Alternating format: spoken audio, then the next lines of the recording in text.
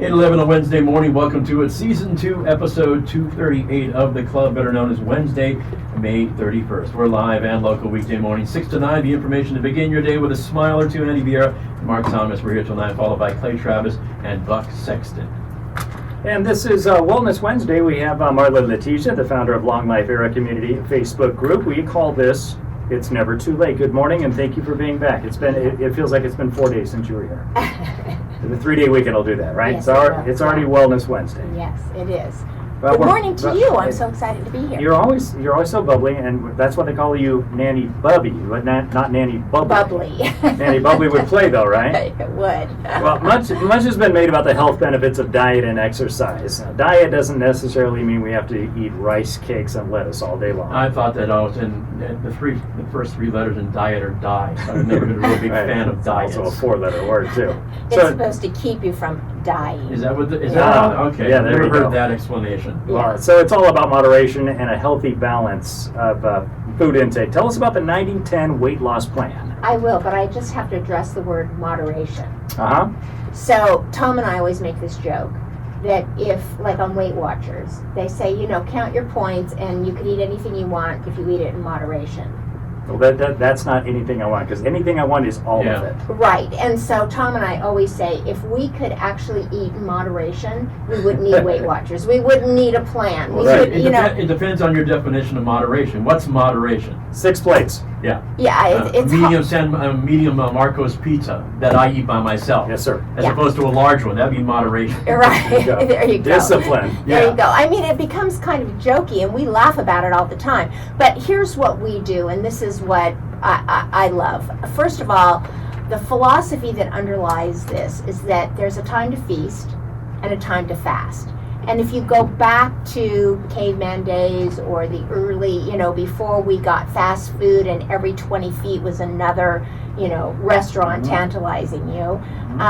If you lived in, as an example, in Chicago area, back at the time where we didn't have electricity and people did live there at that time, during those winter months, you really did fast more than you ate, and you because you had to conserve what you have because it was winter. You had to conserve. You planted root vegetables that were harvested during the winter months.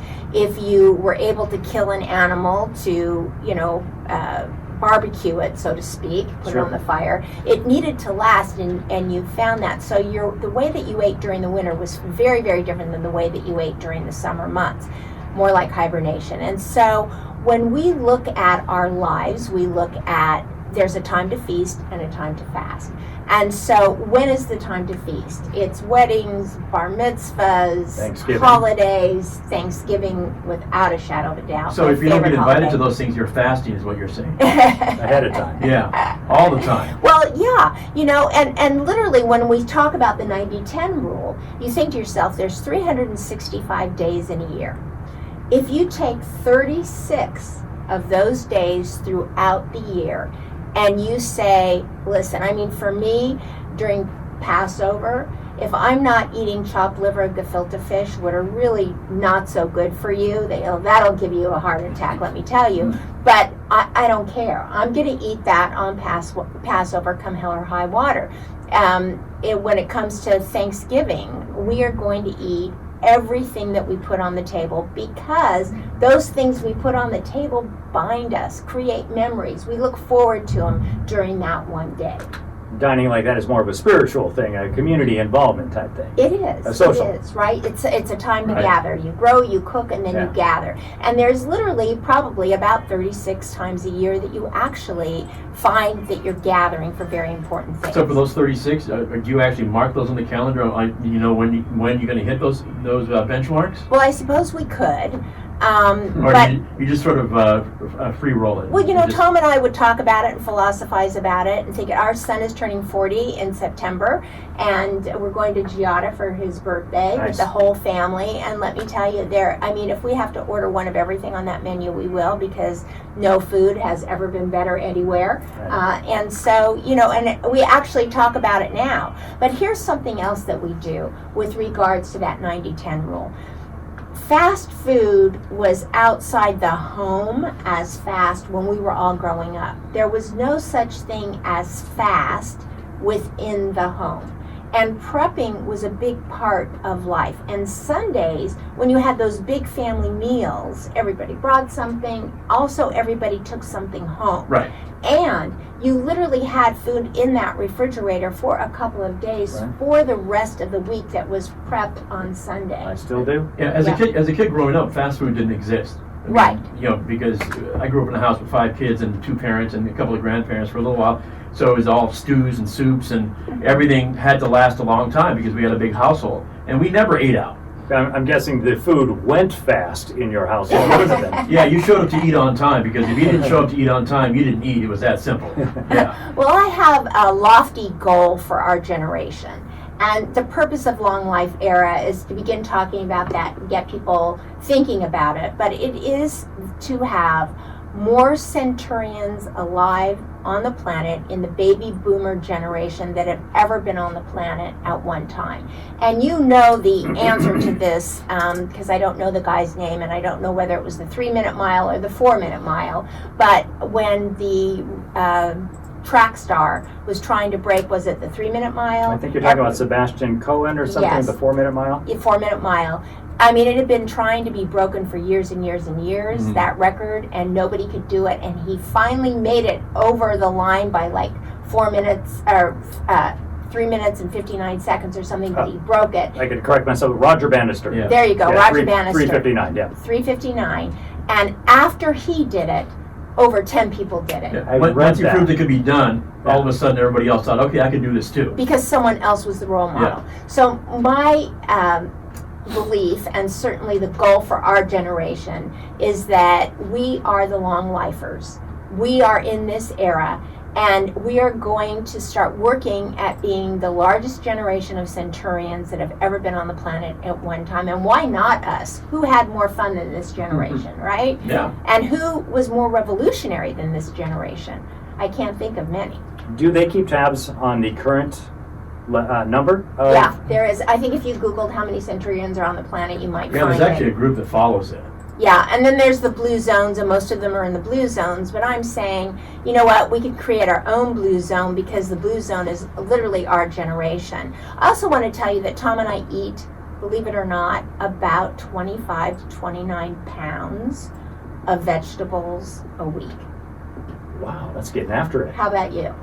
Oh, less than 1/2 a pound. Yeah. How about you? I eat a lot of salads, but I'm not coming anywhere near 29, and I don't eat the stuff I should eat, like the broccoli and the Uh-huh, kale. uh-huh. I just Well, here's the key to that. Truly it is. When we bring it all home, we go out on Saturday, we go grocery shopping, bring it all home. And he complains all the time he's here, so I know he's giving me the evil eye when I say this. He's like, oh, can we do it after the game? Can we this? Can we that? But here's the thing. If we don't actually get after it and clean it, prep right away. it, Yeah. and bag it and Yeah. get it in, so that all you have to do is reach in and grab it on Tuesday afternoon at 2 when you're starving, or whatever else that you're doing. Then it'll go to waste and you'll throw it away. Yeah. So the key to everything is to buy it, clean it, prep it. Even when it comes to making dinner, I mean, broccoli can be a pain in the tuchus to Sure. eat, right? Yes. But or to make. But if it's cleaned and cut, and all that mess that it makes when you cut it is gone, you just put it on. Removing all obstacles, make it easier for you to Yeah. You actually still eat have right. somebody else do all that for you, and all you do is eat it. That's where I. Ideally, yes. Yes, That's yes. the plan. But you know, just like you have to get into the habit of brushing your teeth when you're little, you have to get back in the habit, because when if you were in the Long Life Era, and all 3 of us are, all 4 of us, because Tom is here too, it is that you have to get back into this habit of what you learned when you were young, and start teaching it to those you love that are younger than you, so that they can also be a centurion when their generation gets there. Who do you have targeted? What age group for the Long Life Era Community Facebook group? Well, I would say 55 plus. Okay. Just because that's in Sun Yeah. City, I was gonna and go- also I was that's gonna the go- edge of baby boomers. I was the going to go to 55. 50 because that's what AARP.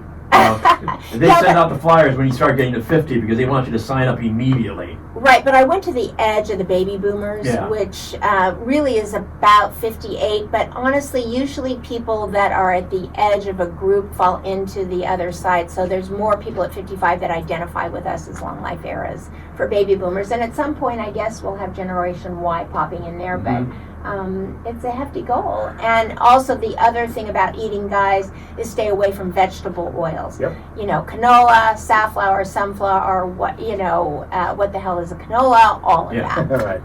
And butter's good. Butter. Don't blame butter for what canola oil has done. I grew up, everything's better with Blue Bonnet on. I still have that jingle in my head because when you were a kid, that was all over TV, and butter was bad for you when you were a kid. So Right. we had massive tubs of Blue Bonnet margarine Yes.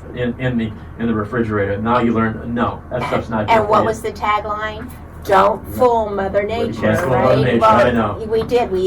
Yeah, we did. We killed ourselves. And we paid for it. Yeah. Joke's on us. So coffee's still good to the last drop, right? Yeah, there you go. Yeah, 8:22. Good to see you again. Have a Thank you, fantastic guys. week. See you next week. Yes.